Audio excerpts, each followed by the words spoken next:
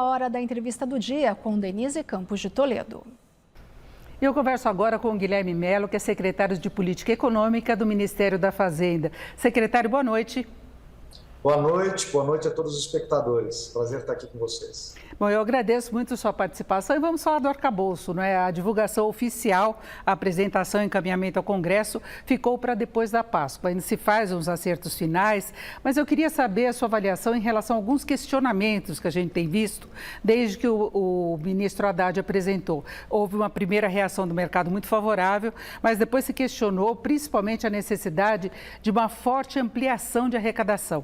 Né, tributação de algumas áreas que não são tributadas ainda. O ministro Haddad, nessa semana, falou de um reforço entre 110 e 150 bilhões de reais. E isso teve uma repercussão negativa, mesmo que se concorde com a taxação de alguns setores, pelo fato de o cumprimento das regras estar vinculado ao aumento de arrecadação.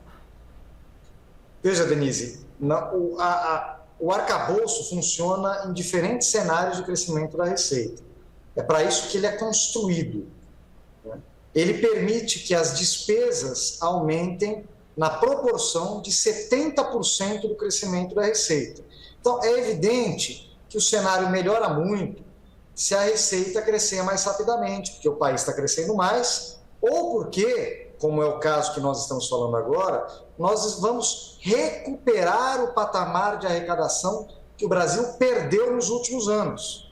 E perdeu porque, em particular, no último ano. Ano passado, o patamar de arrecadação era próximo a 19% do PIB.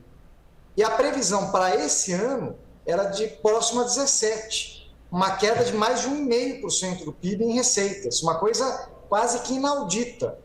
E isso deriva de um conjunto de desonerações, isenções, mudanças de regime tributário sem base técnica, que não geram crescimento, que não geram mais investimento e que retiram o fundamento, a base fiscal do Estado. Então, o que nós estamos falando é em recuperar essa base fiscal do Estado, recuperar o patamar histórico das receitas públicas, mas independente do comportamento da receita, o arcabouço funciona. Porque se a receita crescer mais, a despesa pode crescer mais até o limite de 2,5%. Se a receita crescer menos, a despesa vai crescer menos até o limite de 0,6%. Então, o que nós estamos tratando agora é sobre o prazo, a velocidade em que o Brasil vai conseguir se reencontrar com um resultado primário positivo, capaz de estabilizar a dívida pública. Então, obviamente que se crescer mais e arrecadar mais, esse prazo é menor, mais rapidamente nós vamos estabilizar a dívida e, com isso, os benefícios, inclusive do ponto de vista da política monetária, da redução da taxa de juros. Agora, se não conseguirmos recuperar a receita, nós, mesmo assim, vamos reencontrar um equilíbrio fiscal, mas um prazo um pouco maior. Então, o arcabouço funciona em qualquer um dos cenários, certo? E o que nós discutimos aqui é a necessidade de recuperar as bases fiscais do Estado até para acelerar esse processo de recuperação da sustentabilidade fiscal do Estado brasileiro.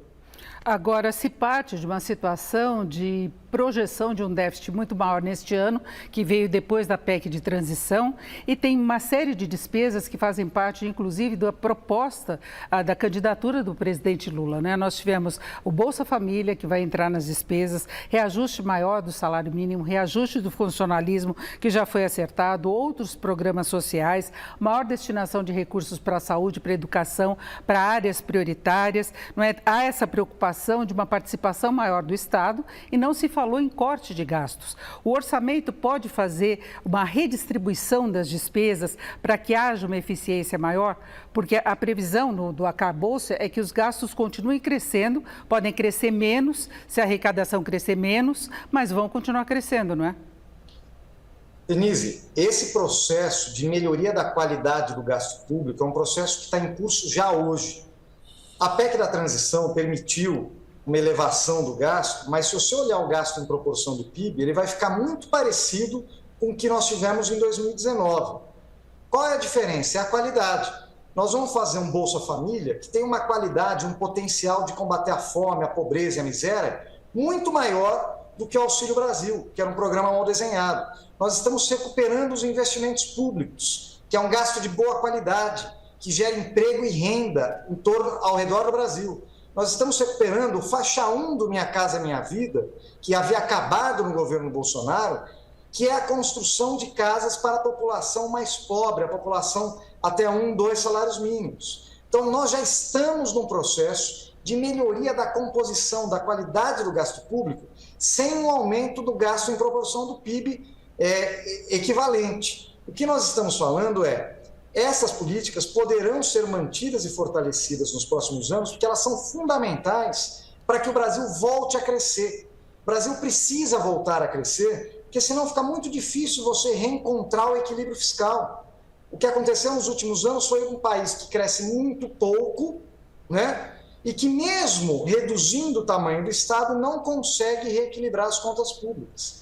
Então, nós estamos aqui num processo sustentável de retomada do crescimento, estabilidade fiscal e das contas públicas, e, obviamente, que esse processo é gradual. Você vai falar, mas não dá para cortar gastos? Todos os gastos, e nós estamos fortalecendo essa área do governo, vão ser avaliados e, eventualmente, ajustados. Você pode ter um gasto que não esteja funcionando bem, e você vai substituir ou melhorar a qualidade dele por outro que está funcionando melhor. O que você não vai permitir nesse arcabouço é uma destruição rápida, abrupta, do gasto público e do Estado, porque isso atinge, em particular, os investimentos públicos e a população mais pobre. Você vai garantir uma certa estabilidade, você vai garantir previsibilidade, credibilidade, tanto dos gastos quanto das receitas, o que vai resultar em um primário positivo ao médio prazo e na estabilização da dívida pública.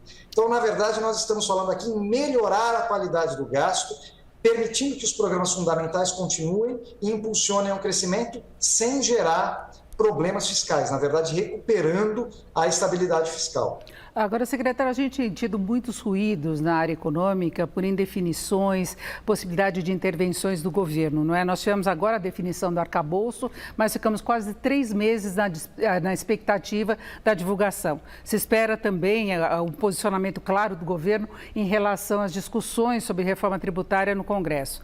Mas aí vem aquelas dúvidas quanto às estatais, quanto à política de preços de combustíveis, quanto ao papel do BNDES, essa briga toda em torno dos juros básicos, discussões sobre a autonomia do Banco Central. Então, isso acaba criando uma situação de incerteza, por mais que se fale de boas intenções, que traz volatilidade para o mercado, pode trazer mais pressões inflacionárias e deixa o investidor meio que com o pé atrás, não é? Ele pode até trazer recursos para o Brasil, porque aposta no potencial da nossa economia. Mas a gente vai ter a definição de um programa, se pode contar nesse semestre, com uma política econômica mais clara, que dê mais segurança para o investidor e deixe o mercado um pouco mais estável?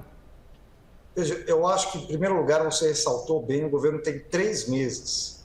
Nesses 3 meses, ele já fez entregas significativas. Ele entregou uma proposta de novo arcabouço fiscal, que vai ser oficializada na próxima semana, entregou um plano de ação fiscal, tanto de recomposição do orçamento público, para permitir e viabilizar as políticas públicas fundamentais, principalmente para a população trabalhadora, mas também para recuperar o resultado primário e estabilizar a parte fiscal do governo.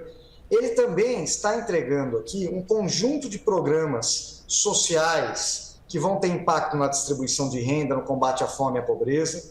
Então, nós estamos falando de um governo que está entregando muito. Em menos de 3 meses, em menos de 100 dias, ele já entregou um conjunto enorme de programas, de medidas que compatibilizam responsabilidade fiscal e responsabilidade social. Qual é o plano de voo daqui para frente? É fortalecer essa agenda. Então, muita gente, você tratou aqui, por exemplo, da questão dos bancos públicos.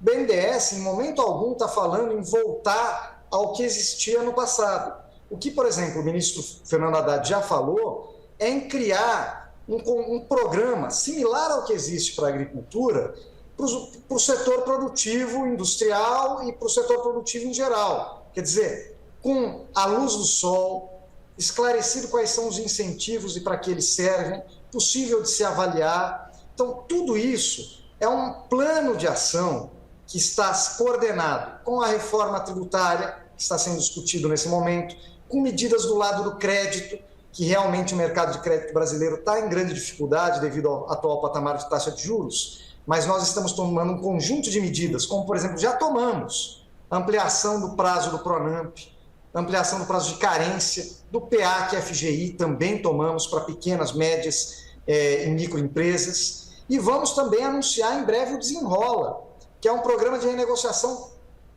inédito de dívida das famílias que hoje se encontram profundamente endividadas e excluídas do mercado de crédito.